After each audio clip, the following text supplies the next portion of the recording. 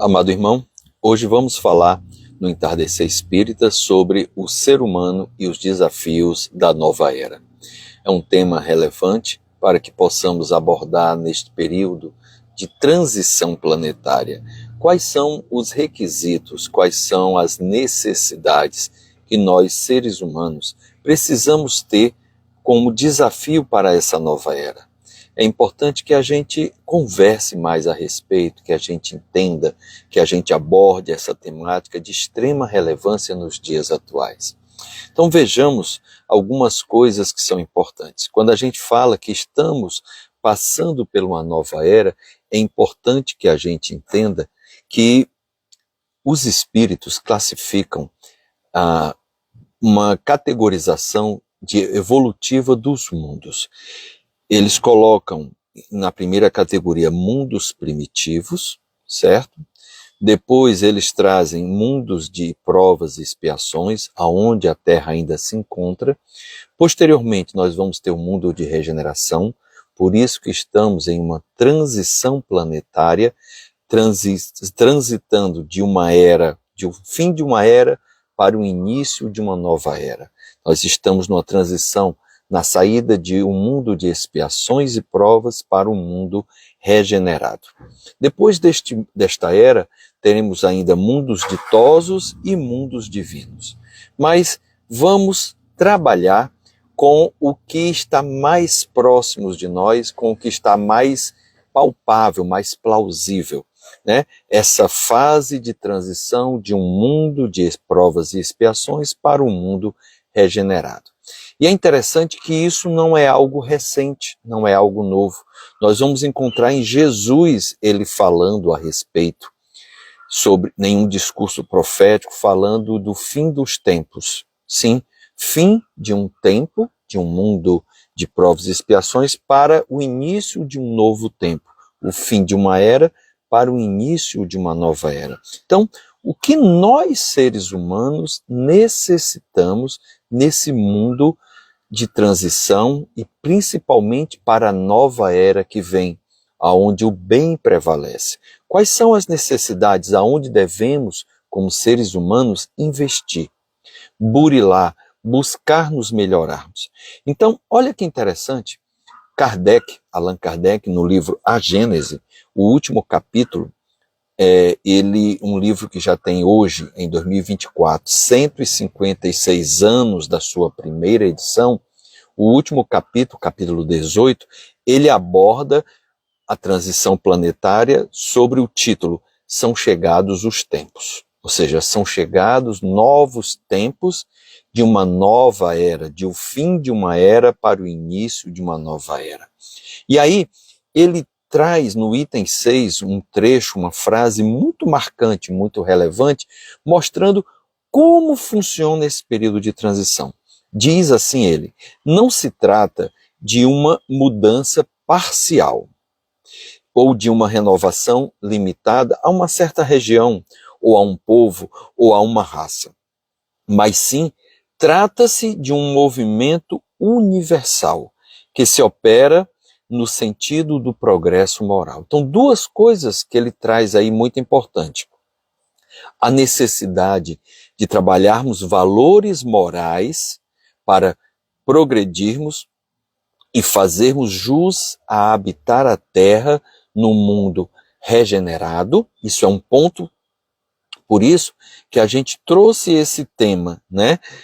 O ser humano e os desafios da nova era. O que precisamos nos desafiar, principalmente na parte moral, certo? Não ficar só na teoria, mas sim na prática, no sentir, no fazer, no pensar, para que possamos estar fazendo parte desta nova era, sermos habitantes da Terra na nova era.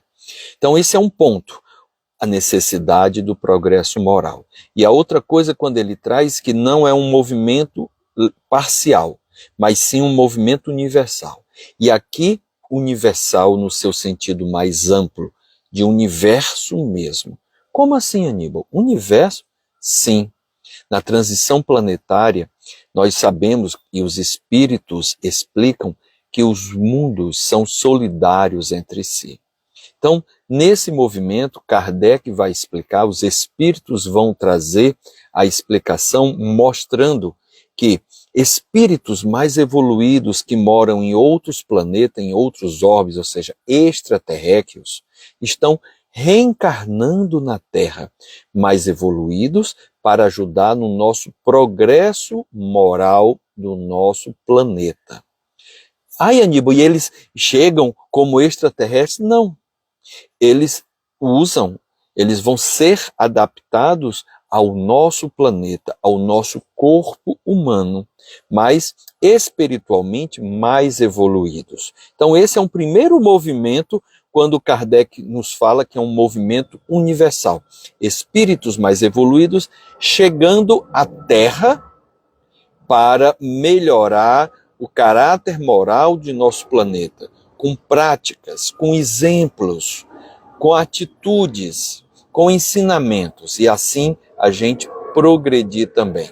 Outro aspecto universal que está acontecendo é irmãos, espíritos que habitam a Terra menos evoluídos ou mais endurecidos, que não aceitam a mudança, quando desencarnam, de forma coletiva, estão sendo banidos de nosso planeta. Estão sendo emigrando, saindo, exilados de nosso planeta. A semelhança do que aconteceu há muitos séculos atrás com os exilados da Capela, uma obra que aborda espíritos que saíram de um planeta que passava também por um estágio, por uma fase de evolução espiritual, e a Terra foi solidária em receber os espíritos menos esclarecidos, mais endurecidos.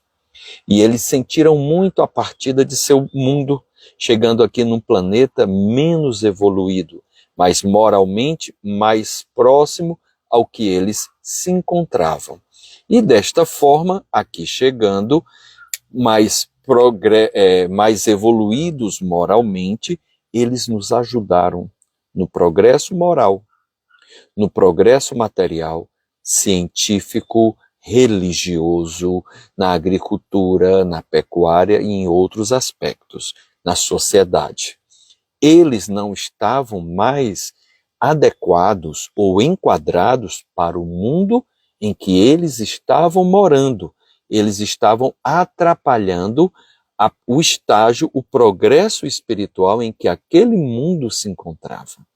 Então, assim, desta forma também, temos irmãos que estão sendo exilados da Terra, saindo do nosso planeta por não estarem em condições de continuarem no mundo regenerado. E outros irmãos estão chegando ao planeta Terra para ajudar no progresso. Por isso que os espíritos dizem que esse movimento não é parcial, é um movimento que se dá de ordem universal, buscando o progresso moral de nosso planeta. Olha que interessante isso. Outra coisa que a gente precisa ter, porque a gente olha muito a vida pelo olhar da matéria, pelo olhar material, do mundo material. Mas nós precisamos expandir a nossa visão para olhar também pelo caráter espiritual. Então Kardec vai nos falar no item 7, no item seguinte, que uma mudança desta ordem tão radical, ou seja, universal, não é parcial, que está se elaborando, não pode realizar sem comoções. Por que não se realiza sem comoções? Porque muitos espíritos estão partindo no nosso planeta. Muitas mortes coletivas estão acontecendo, mas o que acontece, o que morre é o corpo.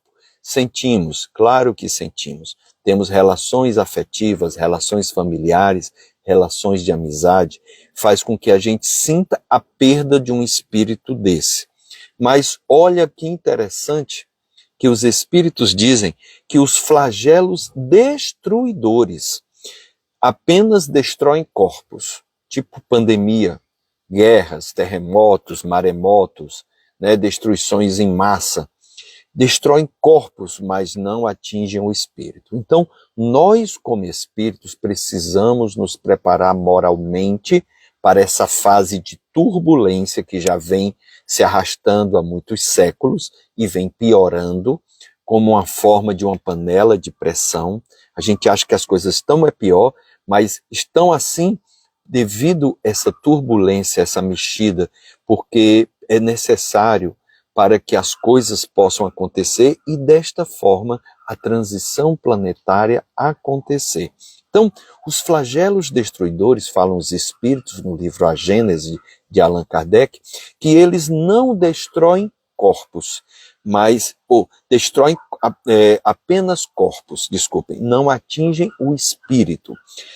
Ativam o movimento de vai e vem entre o mundo corporal e o mundo espiritual, inclusive entre planetas mandando espíritos para cá e a Terra mandando espíritos para outros planetas mais próximos da condição de prova e expiação, menos desenvolvidos. E, por conseguinte, o movimento progressivo dos espíritos encarnados e desencarnados.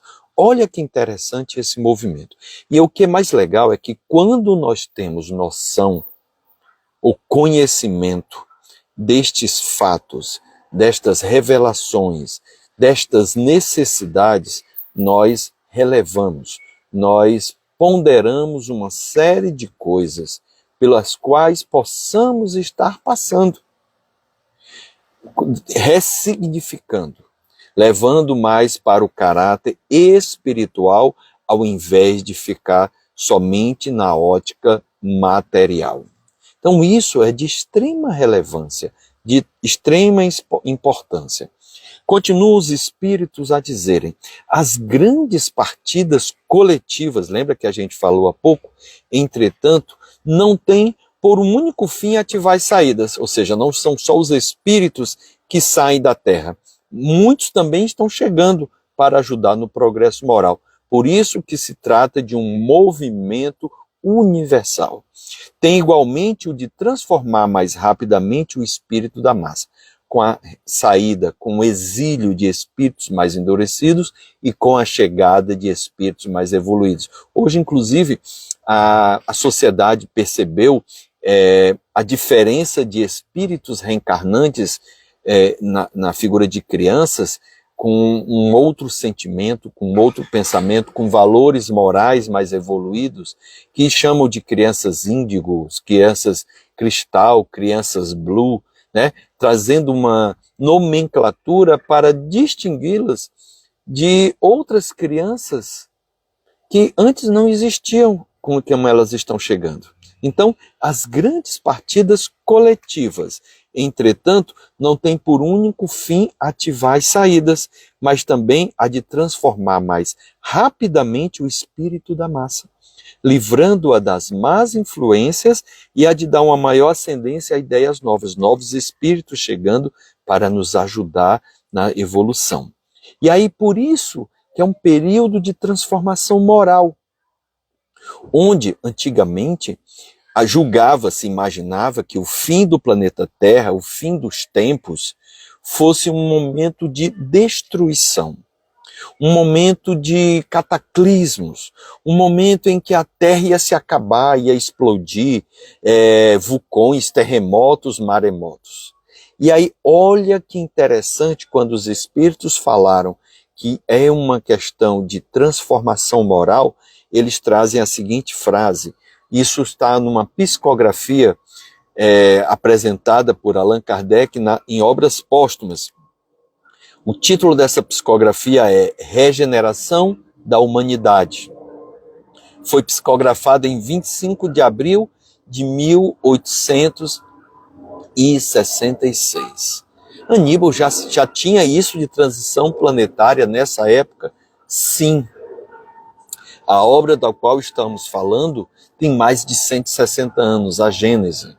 Então, em obras póstumas,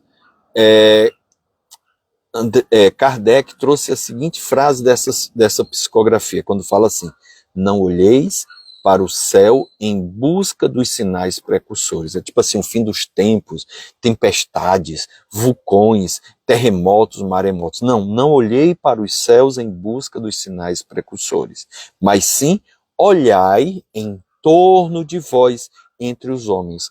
Mas sabe por quê?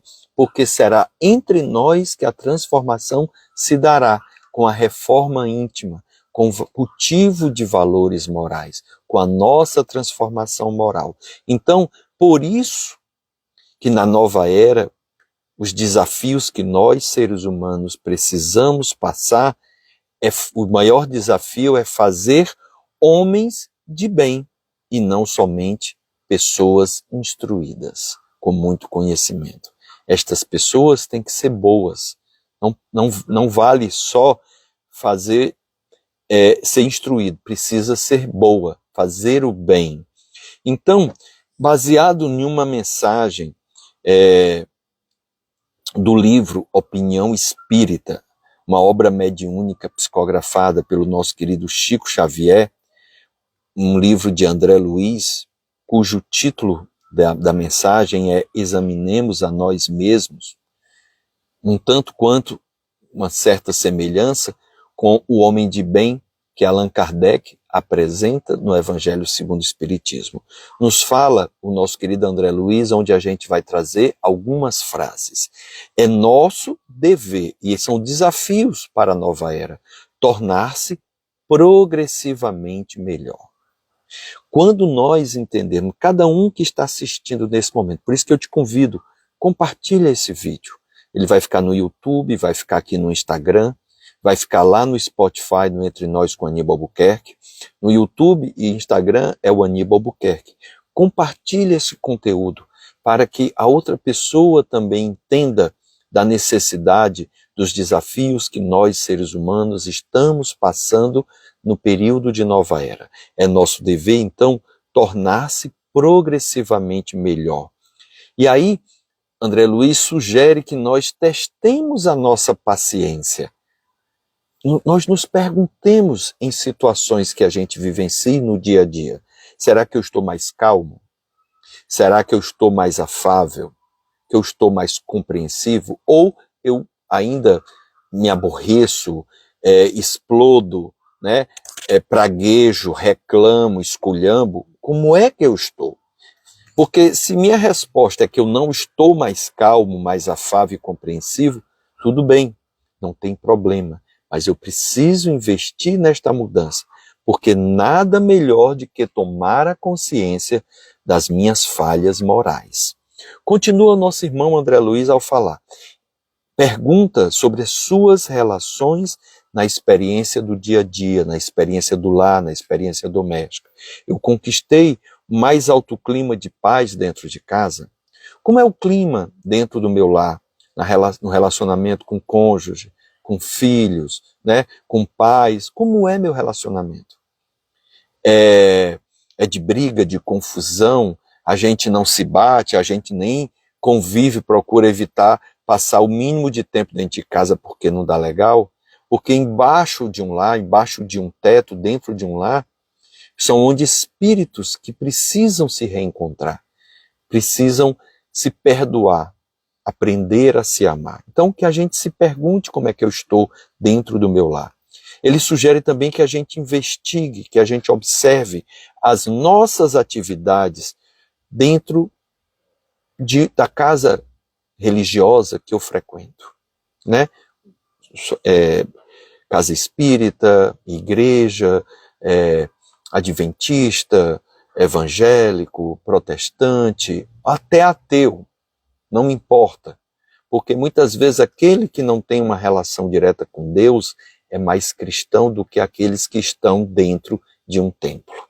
Estão mais conectados a Deus do que outros que se julgam, ou que dizem, ou que botam a mão no peito dizendo que estão. Então, investiga, pergunta-se como é que estão as minhas competências dentro da minha religiosidade. Eu colaboro com mais euforia na seara do Senhor, eu ajudo mais pessoas, eu divulgo mais a palavra, né? Eu compartilho mais experiências, eu contribuo com exemplos. Outra coisa, observa-se nas manifestações como é que eu me comporto perante os meus amigos. Eu trago o evangelho mais vivo em minhas atitudes.